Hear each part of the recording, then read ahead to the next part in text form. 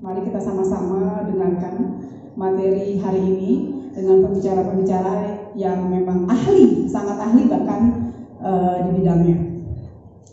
Pak Dirjen, Bapak Oke Nurwan, Assalamualaikum Bapak, selamat siang.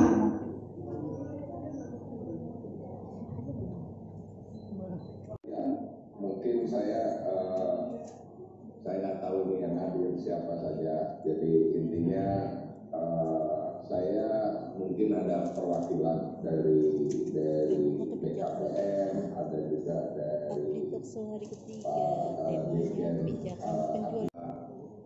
pertemuan atau talk show acara di APU ini.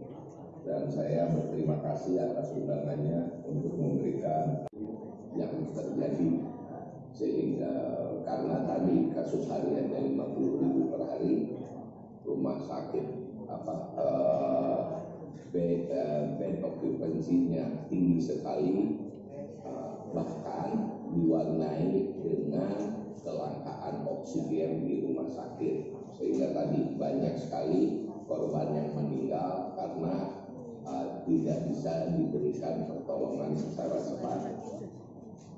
Akhirnya kita harus membayar dengan 5 minggu kalau nggak salah kita tutup PPKM darurat itu. Kemudian pada awal Agustus kita menerapkan pola baru PPKM-nya, yaitu PPKM berlevel. Kegiatan ekonomi, kegiatan perdagangan boleh dijalankan dengan disesuaikan PPKM levelnya. Itu adalah untuk equilibrium antara protokol kesehatan dan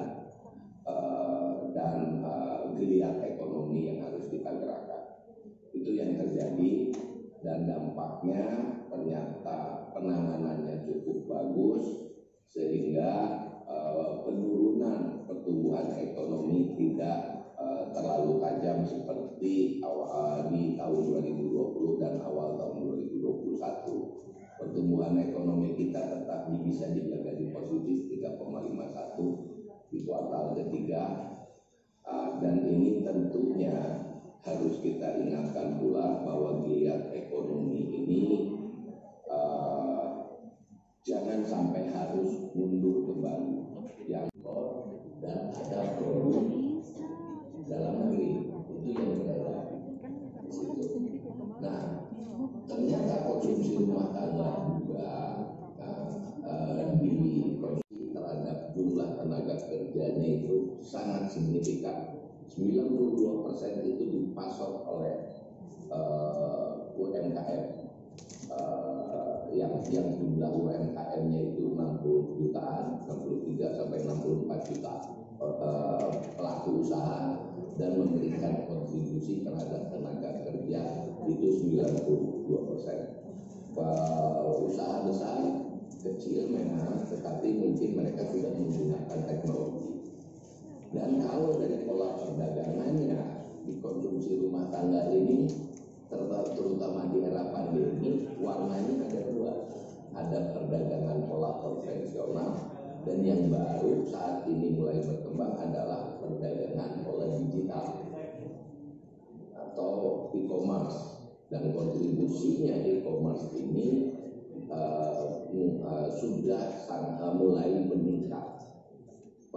Perdagangan melalui e-commerce ini untuk tahun 2021 atau 2020 itu kontribusi terhadap e-commerce-nya itu terhadap pertumbuhan terhadap GDP kita itu adalah di 4%. 30 kalau tadi Pak Dirjen cuma 5 gitu ya. Slide itu boleh banyak, tapi saya sampaikan waktunya sesuai dengan yang diberikan ya. Baik, jadi kalau kami melihat tadi ada beberapa informasi yang sebetulnya sudah dibahas tuntas oleh Pak Oke, Pak Dirjen, terkait dengan kondisi perekonomian di masa pandemi gitu ya. Kita sempat terjerembab sangat dalam konstruksi, dan dan alhamdulillah bisa bangkit di semester kedua gitu ya, di tahun ini, dan mulai kembali positif. Dengan juga kondisi pandemi kita juga sudah mulai membaik lagi ya. PMI Index menunjukkan pandemi kita sudah di bawah 50.000, walaupun Oktober mulai naik lagi. Nah, ini juga mulai hati-hati lagi. Karena apa?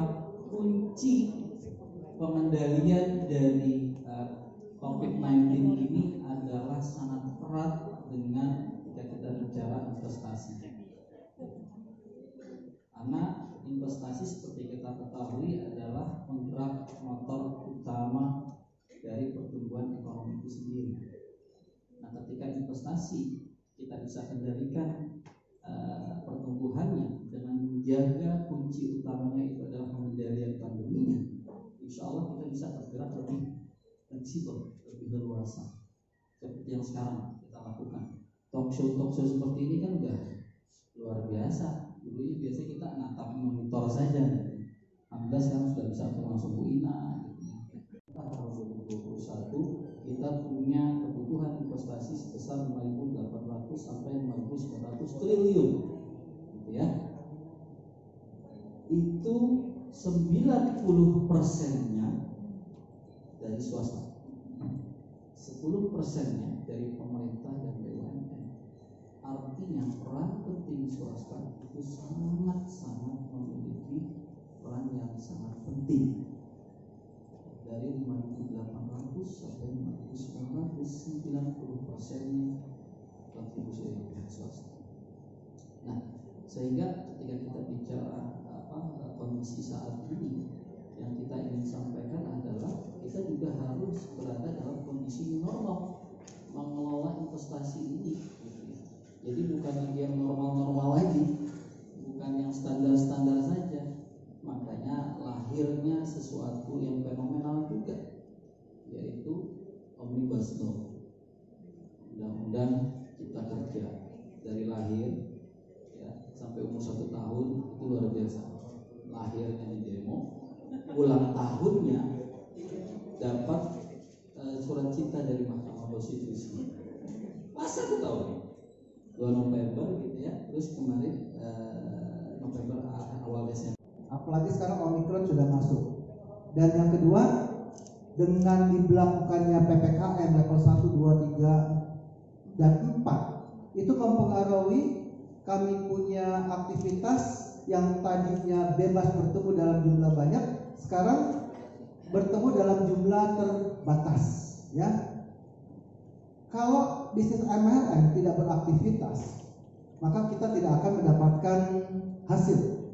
Kalau kita menggunakan marketing digitalisasi, hampir kebanyakan orang masih gaptek, ya. Akibat dari pembatasan aktivitas, secara otomatis income turun dan pada akhirnya mempengaruhi daya beli, ya, mempengaruhi daya beli.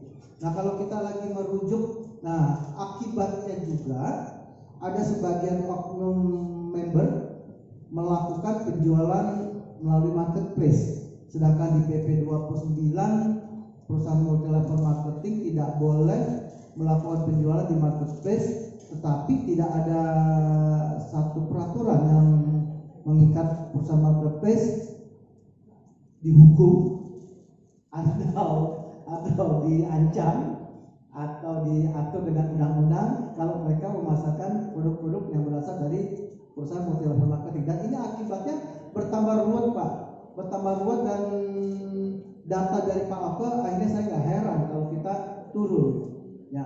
Kalau seandainya ada regulasi yang mendukung penjualan langsung, para pelaku penjualan langsung, saya pikir angka yang tadi nggak akan mungkin terjadi, karena yang saya yakin adalah pada saat kita krisis moneter tahun 98, justru industri penjualan langsung bertumbuh sangat pesat sekali. Tapi di era pandemi ini terbalik sekali, ya. Yang tadinya kita bisa mengubah kesempitan menjadi sebuah peluang, ini malah kesempitan menjadi kita semakin terjepit gitu.